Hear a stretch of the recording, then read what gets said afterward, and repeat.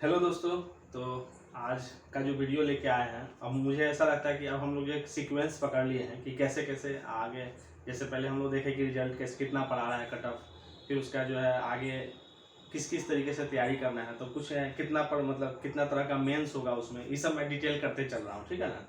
अब एक ऐसा था कि बहुत सारे लोग ये बोल रहे थे कि आप हमको एक तरह से जब पढ़ाने जा रहे हैं तो पढ़ाई से पहले तो एक आप उस तरह का एक खाका तैयार कर दीजिए, जैसे कि पढ़ाई हम लोग कैसे करें, उस तरह का भी वीडियो। तो ये भी मुझे लगा कि ठीक है, पढ़ाई से पहले एक तरह का टाइम टेबल भी पता होना चाहिए और किन किन बुकों को हम प्रेफर करें। अगर मैं होता तो ऐसे तैयारी करता, ये इसलिए भी बता रहा हूँ क्योंकि एक सफल कैंडिडेट में और एक फ्रेशर में अंतर होता है, क्योंकि बस उनके पास बुक का बहुत अंबार लग जाता है, तो वो सोच नहीं पाता है कि एग्जैक्ट मुझे पढ़ना कैसे, ठीक है ना। तो मैं अगर मेंस इस बार देता तो इस तरह से मैं इसका तैयारी करता और इसी तरह से इसका मतलब अपना शेड्यूल रखता है कैसे कैसे पढ़ना है। तो इसमें मैं लिख दिया कि टाइम टेबल कैसा होना चाहिए CBT 2 के लिए।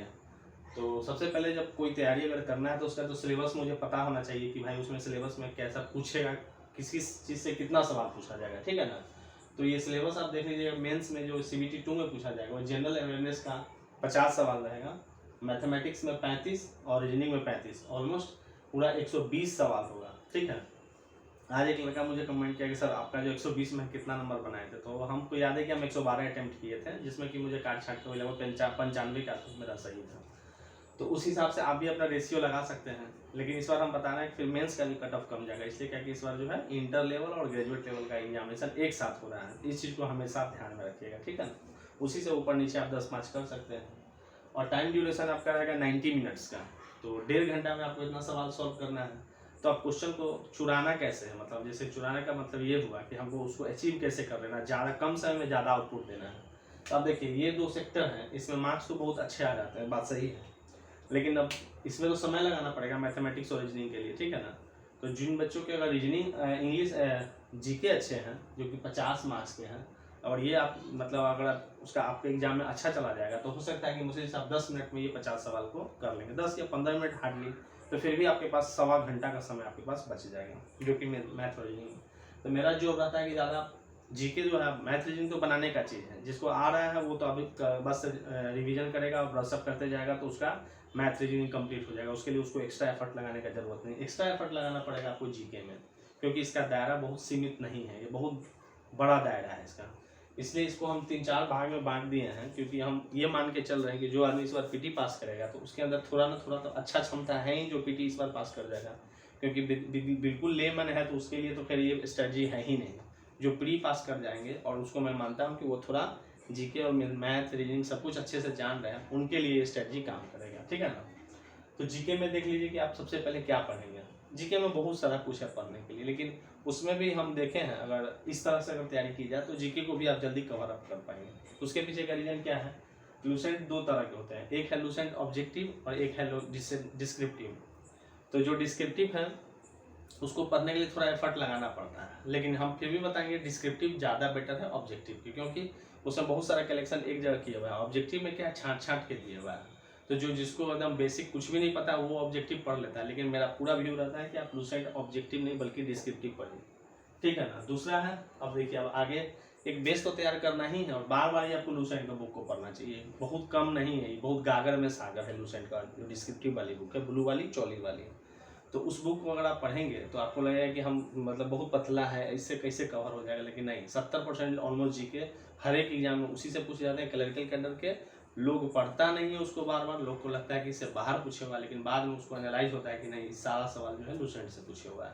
तो लूसेंट को आपको बार बार पढ़ना पड़ेगा GK के लिए। दूसरा क्या है, अब आगे बढ़ेंगे, इसको जब आप फ्रेम तैयार करते हैं, लूसेंट पढ़ने से क्या होगा, आपको एक फ्रेम तैयार करना है। फ्रेम करने के बाद उसमें क्या है, पॉलिश लगाना पड़ेगा। तो पॉलिश लगाने के लिए क्या करना पड़ेगा आपको, प्लेटफॉर्म सीरीज की रेलवे प्रीवियस जो है वॉल्यूम आता है, ठीक है ना, वॉल्यूम 1, 2, 3, जो कि पूरे एग्जाम में पूछा हुआ जो है क्वेश्चन है। जैसे कि ग्रेजुएट लेवल का जितना एग्जाम आज तक हुआ है रेलवे का, वो इंटर लेवल का जितना एग्जाम हुआ है, और टेक्नीशियन का जिसमें ALP टेक्नीशियन का जितना भी GK है उसका साइंस वाला पोर्शन नहीं पढ़ना है, जो कि उससे रिलेटेड जो ITI से रिलेटेड है वो सवाल को छोड़ के उसका जो GK भी पूछा जाता है उसका वॉल्यूम 1, 2, 3 प्लेटफॉर्म सीरीज का प्रीवियस ईयर्स का बुक आपको लेना है। 3 बुक है, इसलिए बुक नंबर ऑफ बुक ज़्यादा हो जाएगा लेकिन क्वेश्चन उसमें कम रहेगा, ये पढ़ना है। उसके बाद एक ग्रुप D का भी प्रीवियस आपको लेना है। लोग लगेगा कि भाई ग्रेजुएट लेवल के हम एग्जाम दे रहे हैं तो ग्रुप D का सवाल क्यों करेंगे, लेकिन नहीं, इसका ग्रुप डी का भी प्रीवियस आपको, क्योंकि एग्जामिनेशन जो आपका ले रहा है TCS लेता है, ठीक है ना। तो TCS क्या कोई अलग अलग कोई क्वेश्चन नहीं तैयार करता है कि ग्रुप डी के लिए हमको अलग तैयार करना है। वो क्वेश्चन तो उसके पास वही है, हिस्ट्री, सिविक, ज्योग्राफी सब कुछ वही है। तो उसका जो क्वेश्चन सेट करने का तरीका है वो सेम ही रहता है, चाहे वो ग्रेजुएट लेवल NTPC दीजिए तो या ग्रुप डी दीजिए तो। इस बुक को भी आपको कर जाना है, सिर्फ प्रीवियस ग्रुप डी का। उसके बाद CBT 1 का पूरा प्रीवियस जो अभी हाल फिलहाल में जो सारे लोग जो CBT 1 दिए हैं उसका भी बुक जो है मार्केट में अवेलेबल नहीं है, लेकिन उसका क्या है, जेरोक्स कॉपी का कंपाइलेशन जो है हम पटना वगैरह में तो देखें अशोक राजपथ में मिल रहा है, और आप भी हम लोग दिल्ली उल्ली में भी सब चीज़ इजीली अवेलेबल है, हर स्टेट में ऑलमोस्ट एलिजिबल ही है। तो CBT 1 का आप क्या कीजिए, पूरा प्रीवियस जो इस बार पूछा है, जो जुलाई पिछला साल से शुरू हुआ और इस बार जो अभी तक जो चल रहा था उसका पूरा व्यवस्था करके CBT 1 का प्रीवियस को आपको पूरा देख लेना है। इससे क्या होगा, आपको क्वेश्चन जो अभी पैटर्न पूछा जा रहा है नज़दीक में वही ढर्रा पर आपका जो है CBT 2 का भी क्वेश्चन पूछा जाएगा, तो इसको तो आपको करना ही पड़ेगा। ये सब तो आप ठीक है, लेकिन हमको लगता है 70% तैयारी आपका यही 60 से 70% यही कराएगा, क्योंकि आधार यही है। अभी करंट में यही क्वेश्चन बना रहा है PT के लिए, तो मेंस में भी इसी तरह का क्वेश्चन आएगा। इसलिए CBT 1 का अभी जितना पूछा हुआ एग्जाम है, यूट्यूब वीडियो देखिए, कहीं भी PDF आपको मिलता है उसको पूरा आपको देखना पड़ेगा। तीसरा में आप इधर आ जाइए करंट अफेयर्स के लिए। तो करंट अफेयर्स के लिए कुछ एक्स्ट्रा नहीं, बस एक बुक SPD का ब्लू वाला, SPD में भी 2 बुक आता है SPD का करंट अफेयर्स का, तो एक होता है कंप्लीट ब्लू, डीप ब्लू में आता है, और एक पीला वाला भी होता है, तो वो उतना कारगर नहीं है। आप SPD का जो है एक ब्लू वाला जो आती लिख दी है ब्लू वाली करंट अफेयर्स के लिए, वो सफिशिएंट है। उसको भी 1 by 1 line by line page bye page आपको कंप्लीट कर लेना है, ठीक है ना। और वो जब भी एग्जाम आएगा तो ये मत सोचिए कि अभी हम खरीद लेंगे, एग्जाम अगर 2-3 महीने के बाद होने वाला, तो आपको अभी हर मंथ उसको लेना पड़ेगा, क्योंकि हर मंथ उसमें जो है ना अपडेट करता है। तो अभी थोड़ा सा इन्वेस्टमेंट कीजिए, बाद में उसका आपको बेनिफिट मिलेगा। तो अभी हर महीने उसका 70-75 रुपये दाम है, और हर महीने अभी लेना है SPD को। जब भी उसमें जो भी नया चीज़ अभी जुड़ेगा वो सब उसमें ऐड करते चला जाएगा। रीजनिंग के लिए ओनली प्रीवियस ईयर्स का जो कट ऑफ अभी CBT 1 का जो पूछा है, CBT 1 में जितना बता रहे थे प्रीवियस ऊपर, उसमें का जो जितना भी रीजनिंग है सिर्फ उसको आप बना लीजिए। इसके अलावा रीजनिंग में बनाने की एक्स्ट्रा ज़रूरत नहीं, उसी सवाल को बार बार रिपीट करता है। नेक्स्ट जब हम आएंगे मैथमेटिक्स की तरफ, तो मैथमेटिक्स देखिए, मैथ और रीजनिंग ये ऐसा सेक्टर है कि जिसका ये मजबूत है, ये पूरा मार्किंग करता है। लेकिन पूरा तो नहीं, हम देखें बहुत सारे धुरंधर भी हैं, वो लगभग 35 में सबका 32, 31, 33 इसी तरह 3-4 क्वेश्चन तो ऑलमोस्ट जो ह्यूमन एरर है जो गलत हो ही जाता है। तो फिर भी अगर हम 30 को ही मान के चलते हैं तो 30 और 30 60 मार्क्स, इस दोनों में आप जो है 30 और 30 आप चाहेंगे तो इस दोनों में 60 मार्क्स आप ले आएंगे, ठीक है ना। और जीके में जितना मैं बता रहा हूँ उतना अगर कर लेते हैं तो आप ऑलमोस्ट 30 नंबर, यानी कि आपका जो है 90 मार्क्स जो है रॉ मार्क्स आपका कंप्लीट हो जाएगा। और रॉ मार्क्स अगर 90 होगा तो मुझे लगता है कि नॉर्मलाइजेशन के बाद 100, 105 ये सब, मतलब एक स्मार्ट स्कोर की तैयारी की मैं बात कर रहा हूँ, अगर सिलेक्शन कहीं से रुकने नहीं जा रहा है। तो मैथमेटिक्स के लिए जो है देखिए, ये फर्स्ट में हम राकेश यादव की बुक लिख दिए हैं, लेकिन ये चूंकि बेसिक बुक है, आपको सबसे पहले क्या करना है, CBT 1 का जो प्रीवियस अभी जो हम बता रहे हैं, जो पूछा है एग्जाम जो चल रहा था लास्ट, अब जो खत्म हुआ CBT 1 का, उसमें जो भी पूछा हुआ मैथमेटिक्स है उन सवाल को पहले बनाना है, और उन सवाल में भी जो चैप्टर में आपको दिक्कत हो रहा है उस चैप्टर को जाके आपको राकेश यादव की बुक से बनाना है। राकेश यादव का जो मैथमेटिक्स का बुक आती है अलग से, इसको आप परचेज कर लीजिए।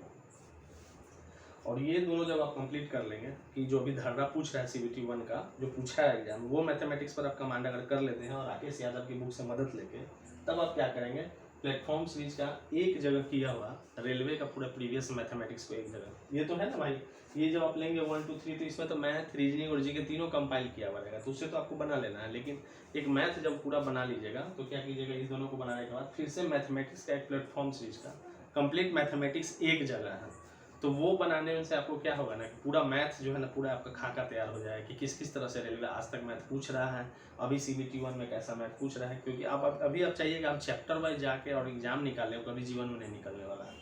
तो इन दोनों चीज़ को अगर आप फॉलो करते हैं तो आपका समझिए मैथमेटिक्स भी एकदम ज़बरदस्त हो जाएगा। तो इसको पढ़ेंगे हम लोग कैसे, हम पहले ही बता दें कि टाइम टेबल आपका कैसा होना चाहिए।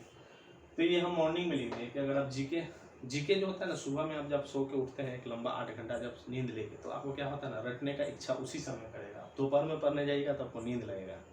तो उस मॉर्निंग में आप जब उठते हैं उस समय आप क्या कीजिए कि जीके का काम आप उस समय पूरे जीके का जितना भी जनरल स्टडीज़ का काम है, चाहे जनरल अवेयरनेस का, चाहे वो करेंट अफेयर्स हो, प्रीवियस ईयर्स पढ़ना हो, रगड़ के एकदम 3 घंटा जो है सुबह का टाइमिंग रखिए, 6 से 9 या फिर 7 से 10, उसमें आप कहीं कुछ एकदम रूम बंद करके मोबाइल को जो है फ्लाइट मोड में डाल दीजिए और 3 घंटा कंप्लीट खाली जी के को रट जाना है आपको।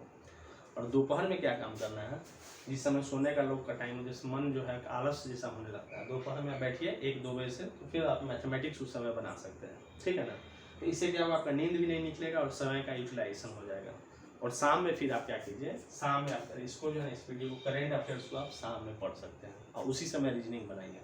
ये एक स्ट्रेटजी जो है, बेस्ट स्ट्रेटजी जिसको मैं बोल सकता हूँ CBT 2 के लिए है, जो आपको किसी भी एग्जाम इस बार के एग्जामिनेशन में फाइनल होने से कोई नहीं रोक सकता है। और मैं आगे ये भी बताऊंगा कि जो आदमी के टाइपिंग है उसको जब एक बार एग्ज़ाम दे देने के बाद कितना मार्क्स आएगा, उस पर हम लोग जब चर्चा कर लेंगे तो फिर हम बताएंगे टाइपिंग के लिए भी क्या। मैं उनमें टाइपिंग भी चूँकि जानता हूँ अच्छे से, तो टाइपिंग में भी आप लोग को मैं गाइड कर दूंगा कि कैसे करना चाहिए टाइपिंग, तो आपको क्लियर हो जाएगा। और जहाँ तक रहा बात इस स्ट्रेटजी को, इसको आप फॉलो कीजिए। और इस तरह से कोई आपको दिक्कत होता है तो जैसे आप लोग सवाल पूछ रहे हैं, मेरे पास ऑलमोस्ट दिन भर में 100 सवाल जनरली डेली आ रहे हैं, तो आप जो भी पूछ रहे हैं आप कमेंट करके पूछ सकते हैं, उसमें पूरा मैं आपका हेल्प करूँगा। और ये वीडियो अगर अच्छा लगा तो ज़्यादा से ज़्यादा लोग को शेयर कीजिए और सब्सक्राइब कीजिएगा, क्योंकि मेरा भी मोटिवेशन बना रहा है। ठीक है, थैंक यू।